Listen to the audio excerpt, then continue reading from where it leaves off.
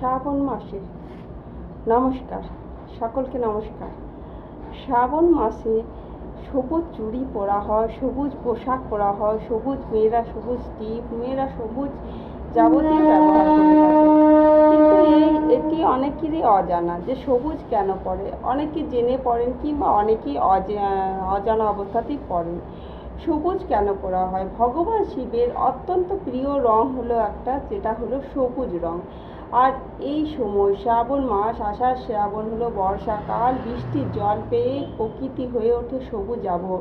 প্রকৃতিতে গাছ পাতাতে পরিপূর্ণ অবস্থায় থাকে।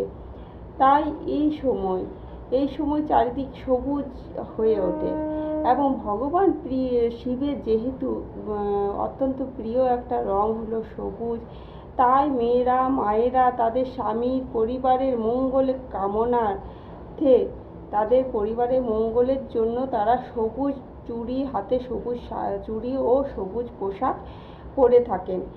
সবুজ কিসের প্রতীক? সবুজ হলো শস্য শ্যামলা, যেমন বসুন্ধরা, তেমনি বিশুদ্ধতা, পবিত্রতা, সতেজতার প্রতীক হলো সবুজ রঙটি।